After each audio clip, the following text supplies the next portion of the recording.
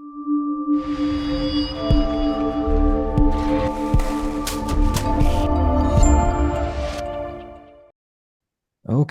good afternoon and welcome to the Middle East Forum's weekly podcast series. My name is Anaf Kalam and I will be moderating today's discussion. We are pleased to be joined today by Uzi Rubin, a senior researcher at both the Begin-Sadat Center for Strategic Studies and the Jerusalem Institute for Strategy and Security. He joins us this week to discuss Iran's missiles and Iran's ambitions. Mr. Rubin will speak for 15 minutes, followed by 15 minutes of Q&A from the audience. Should you wish to ask a question, please use the Q&A box located at the bottom of your screen to type your question, and we will do our best to answer them. And with that, I will turn our discussion over to Uzi Rubin. Thank you, Anaf. I will be speaking today on Iran missiles, which are the main tools for advancing its strategic goals. Let me go directly to the next slide, which is Iran Republic strategic goals as we see them. So it's securing the regime's existence, it's securing the borders, but most important from our point of view, is securing the Middle East as an Iranian sphere of influence. To do that, the main force structure, they have two military forces parallel. One is the legacy Iranian armed forces that they inherited from the Imperial Shah time, and the Revolutionary Guard, which is a new armed forces set up by the Iranian Islamic regime when it was set up in the late 70s. But both arms have air forces, ground forces, and navies of their own, but they have a distribution, they have division of labor. And from our point, for the interest of this presentation, the missiles, it's exclusively the task of the Revolutionary Guard. The traditional military don't deal with it. It's a Revolutionary Guard which is in charge of the missile and space forces. We'll talk about later about the space forces themselves. The stress is on non-nuclear missiles. There's many instruments of power projection, not on air power. The reasons for that I'll explain in the next slide. Why they're so fascinated with missiles. First, it's a legacy. They built up their missile power under fire during the Iran-Iraq war, and there is a mystique about it. They are still running historical videos from that time, extolling the heroes who built the missile force under fire during the war. Also, they were convinced, the war of the cities made Iran actually to give up and lose the war. That impressed them very deeply. Their conclusion was that non-nuclear missile, conventional missile, can decide wars. Another reason, as I see it, is leveraging the industrial military complex. You can do it much cheaply by pursuing missile technology and training your human resources on missiles with much less capital investment than in combat aircraft, which are very expensive to develop. Remember the F-35 and the hundreds of billions of dollars that it costs. Iran is not ready to accept any limitation on its missiles, except two limitations which are self-imposed, so they say. One is no nuclear warheads. That's what they state time after time, that the missiles are not nuclear, will not be nuclear. And the other thing is they limit the range to 2,000 kilometers. Lately, by the order of the supreme leader, all the missiles are designed as precision missiles and pinpoint accuracy. There are several reasons for that, but one of the reasons that nuclear missiles don't have to be precise. If you invest the money to make the missile precise, that means you don't intend to put a nuclear warhead. So the political message here too. The 2,000 kilometers, you can see the limitation. Why? What's the logic behind it? If you look at Western Iran as a source, 2,000 kilometers cover the entire Middle East. It covers whatever the Iranians want to hit. But it doesn't cover Central and Western Europe. They don't want to pour with them. Those are good customers used to be good customers for Iranian oil. They have trade relations with them. So they don't want to threaten them. They don't want to threaten the United States. It's completely the opposite of North Korea, which intentionally increases the range of its missile in order to threaten the United States. Here, they are stating with that, a political statement, we are not threatening Europe, we are not threatening the United States. We are just threatening our enemies, that's Israel and Saudi Arabia. The Iranians managed to build themselves into world-class, world-level missile country from zero capability during the Shah time. They managed to build complete capability of their own, two major successes on their own. First, they managed to circumvent all the sanctions and trade restrictions that was imposed upon them, or international codes of like the MTCR, Missile Technology Control Regime. They managed to acquire all the materials, all the components, and all the machinery and production equipment that they needed, in spite of all those international limitations. And the other thing is to build up of their own pool of competent human resources on their own. And let me talk about that, because this is a couple of slides, because this is a most important thing. Machinery you can buy without the human resources, without the engineers, technicians, who are experts in design and building missiles. There is no meaning to the machinery. What they did indigenously by building up a very strong higher education system of technology. They have about more than 10 technological universities. This one here is the most important one, I think. And they have about 250,000 students in those institutions, which graduate every year, about a quarter of them, and enrich their human resources pool. And externally, from Iranian students continue to study in the best schools abroad. This is an example of Iranian students in the United States. This is just a snip from, the United States doesn't have embassy in Iran, but they have a virtual embassy. And this is a page inviting Iranian students to study in the United States. You see the numbers here.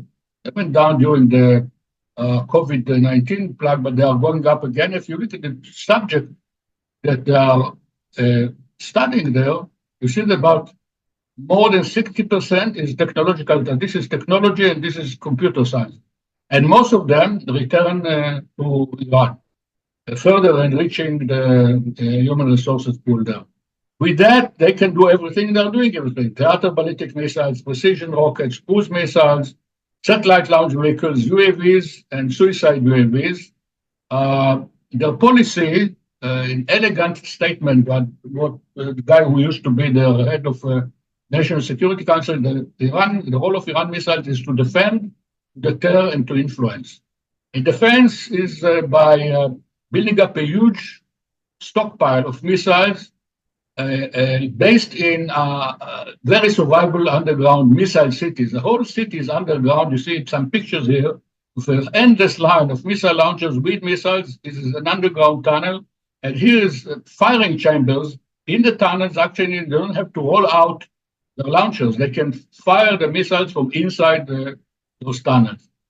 How to deter this? By the science period. They have frequent parades, two major parades per year, and a lot of firing exercises, tests where they show very frightening and impressive video clips of their missiles. This is just one example here going up.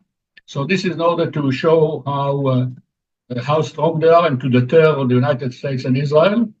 And finally, the most important thing is exporting the revolution by missiles. The exporter in charge is the organization called the Quds Brigade. The previous commander was Qassam Soleimani, who was killed by the United States in 2021. Today, the commander is Ismail Khani, Brigadier General, not more than that, just Brigadier General, but he's reporting directly to Supreme Leader. He doesn't go to all the command structure. He has the right to go into Supreme Leader at any time of the day, and without knocking on the door, just go in and have a meeting. They have about 15,000 operatives. They used to have, this is an old slide, perhaps it grew up in an operational budget of about $2.5 billion. This is an operation, but it's not the cost of the missile that they transfer. And they transfer missile technology and UAVs and suicide UAVs to all their clients, all the proxies in the Middle East. Let's identify them. Syrian armed forces, Assad forces, and Syrian militia, pro-Iranian Syrian militias too, Hezbollah in Lebanon, Hamas and the Islamic Jihad in Gaza, pro-Iranian militias in Iraq, and Ansar Allah, which are known as Houthis in Yemen. We don't have the time to talk about each of these recipients, but the objective is to build a circle of fire around Israel and around Saudi Arabia and the Gulf states without involving Iran itself. It's having the capability to instruct any proxy to open fire against any of those enemies without Iran being formally implicated in it. The method is two phases. Phase one is when they have a new customer or new proxy, smuggle everything, all the rockets, missiles, and UAVs, and let them fire them at the enemies. Phase two, but this is a dangerous way because some of the shipments are caught by the Americans, but by us on the way. So phase two, while they're doing that, they're establishing the proxy's own military industry by smuggling in machinery, training, and training people in Iran, transferring design of customized missiles, they design special missiles and UAVs for the production of the proxies themselves. In the case of the complex systems, which are too complex to manufacture locally in Gaza or in Yemen or in Iraq, they continue to transfer complete system, but when they use what I call the chameleon scheme, they change the color scheme and they change the name of the same thing. You see an example here of a UAV, which is the same UAV in Yemen, in Lebanon, in Gaza, but each place it has a different color scheme and a different name. Here's another example in Syria. This is an Iranian Fatah 110 250-kilometer precision rocket.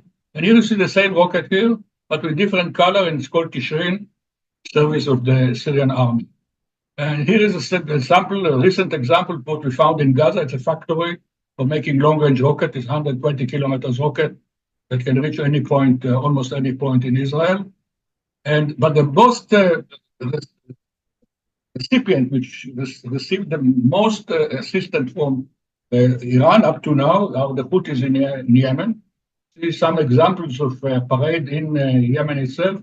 Here are missiles which were exported from Iran. This is a ballistic missile, 1,400 kilometers, and these are probably missiles produced locally, and UAVs locally in Yemen itself. They used that, and why they were such a beneficiaries, because for 7 years they had a war with Saudi Arabia, and they used those missiles and UAVs to assault important points in Saudi Arabia. The capital Riyadh was raided at least 8 times by ballistic missiles and several other times by UAVs from Yemen, Air Force bases, oil ports, and so on. Okay, but I explain again that the method is to smuggle everything in, and in the second phase, establish local missiles produced on those production lines. And in the case of complex systems, which cannot be locally manufactured, they are too big and too complex, they use what I call the chameleon scheme. That the chameleon is this animal that changes its color according to the background, and they provide them with the different names and different color schemes to hide the Iranian origin. And you see here the example of a small UAV in Yemen, same UAV in Lebanon, same UAV in Gaza, but each one of them has a different name and a different color scheme. And this is another example of Iranian. This is the Iranian original Fatah 110, 250 kilometers, and the same rocket, the precision rocket in Syrian service with a different name. Here it's called Tishrin, a different color scheme, but it's the same rocket.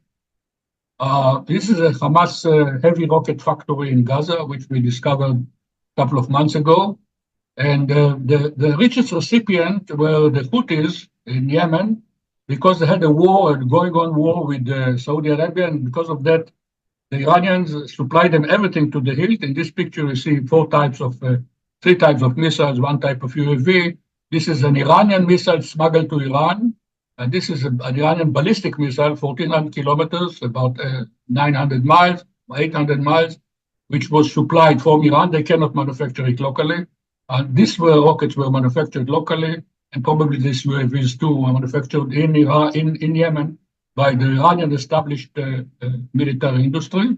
And the war with Saudi Arabia, which continued for about 7 years, they bombarded the capital city with ballistic missiles at least 8 times. They counted several more with UAVs. They hit oil terminals, Jeddah airport, civilian airports, military air bases, and so on. Lately, they added two long-range systems. Again, you see the chameleon system working here, the ballistic missiles, which they call Tufan. Originally, when it's Iran, it's Iran under Iranian use, it's called Qadr H, and the range is about 1,900 kilometers, and a cruise missile, which is called Quds 4, but in Iran it's called with a different color and different names called Travel. They are using both of them now as we are speaking to attack Israel. They have enough range from Yemen. And this is influence on steroids from supplying missiles and UAVs to the proxies. They are now supplying the Russians in the war in Ukraine. At least two types of UAVs. The Mohajer Sis is an armed UAV. This is one that takes off and lands. It's not a suicide UAV. It's armed. And the most famous Shahed 131, 136, two types, which they are using almost 300 per month are being used by the Russians. They are manufactured in Russia now under license in order to bombard Ukrainian targets. This is a precision instrument that can hit a target with a precision of about 10 meters, although the warhead is quite small. But even with a small warhead, when you hit a power station in the right place, you can shut it down. And now they are said to be supplying ballistic missile to the Russians, Zulfikar, which is a 700-kilometer ballistic missile. The Iranians deny it, but the U.S. government says that they do it. They have supplied already 400 rockets like that. Few words to conclude about Iran's space program, which is an unsung hero here. Very few mentions of Iran's space program in the media because it's the space program, it's satellites, it's not ballistic missiles, but it's very significant, and that's why I want to speak about it. There are two, like everything else, there are two parallel programs. This is so-called civilian program. You see the emblem of the Iranian Space Agency, the Iranian NASA. So it's supposedly a civilian one. It's run by a government agency, which changes from time to time. I think by now, at this time, it belongs to the Ministry of Communication. And there is a military program led by the IRGC, by the Revolutionary Guard, aerospace forces, which was covered until about 4 years ago when it was first exposed. The space agency has several types of space launchers. The names are very evocative. Zulshana is the horse of Hussein, the hero of the Shia. Simorg is a phoenix, and Safir, I don't remember what it means. Anyway, they succeeded in orbiting the first satellite in February 2009. And up to now, they orbited about 10 satellites, most of them small and short term. But the last one fired by the military program. And these are the military, the Revolutionary Guard program.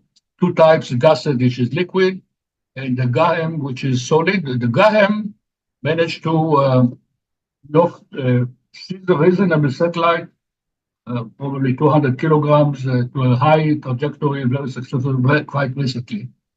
What's outstanding in these types, different from that types, is unlike these types, which are conventional space launchers that sit in the launching pad for days or weeks in order to be prepared for the launch or being assembled there and fitted with the satellite. These ones are designed for instant launch. That means they come with the launchers on the top of the launching vehicles from some hideout. They go on the pad, they erect the missile and fire it like a ballistic missile. You can see from a close distance of this guy, the latest one, the solid one. Basically, it's a ballistic missile. If you take the satellites and replace it with a warhead, the range will be probably about 4,000 kilometers. And the meaning of that is this: I showed you the circle of the 2,000 kilometers and 4,000 kilometers. They can reach most of Europe.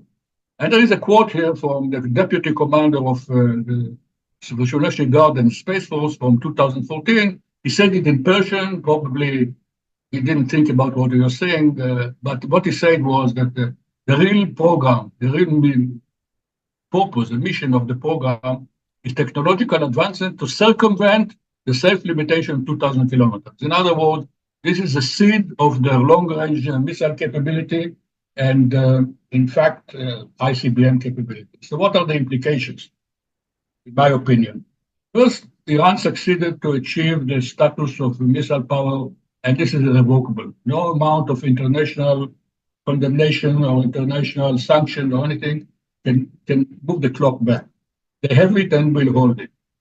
The implication from Israeli point of view is we need to divert more resources from our offensive capability to defensive capability against the missile and UAVs from Iran and from its proxies, as we are seeing today. We are being attacked from Gaza, from Lebanon, and from Yemen. For Europe, if the Russians win the Ukraine war, they'll find those UAVs and missiles that Iran has supplied to Russia on the border of Poland and Romania. So this is a threat, an indirect threat to Russia, but there is also the direct threat due to the possible increase in the range of the Iranian missile, jump from 2,000 to 4,000 kilometers, as I showed before, if and when they decide to do it.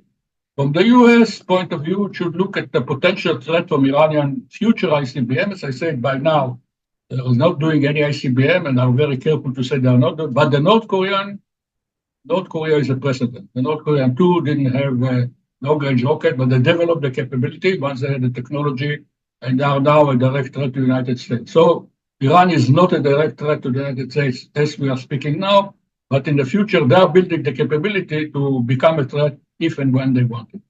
And with that, I'd like to conclude my remarks. Thank you. We have a question from an anonymous attendee who asks, has Hezbollah been using their smart precision-guided missiles against Israel? And if not, why not? Up to now, we didn't see any precision attack on Israel yet. From Gaza, they don't have the capability. From Lebanon, they have the capability, but right now the conflict with Hezbollah is limited to a border conflict and not it's not involving the hinterland in Lebanon or in Israel. So I don't think there is a point of using the precision missile capabilities up to now. And for the Yemenis, up to now, regardless of their precision, they were not successful in penetrating Israeli defense. We managed to shoot down everything they fired at us until now. All right, thank you. We have a question from Marvin Klemau. I'm sorry if I mispronounced that. It says, Uzi, shalom. What is the longest range missile that the Iranians have actually tested and that is operational? 2,000 kilometers. They are faithful to the word. They didn't test a ballistic missile to a range of more than 2,000 kilometers. But they have a capability. They have one type, which is a North Korean missile, which has a range of 4,000 kilometers. They adapted it and are manufacturing it, but they weighted it down. They increased the war in such a way that they traded warhead weight for range. If they want, they can lighten the warhead and reach to 4,000 kilometers with that. Now it has a precision capability too. They introduced precision to this missile too, like they do to all the missiles.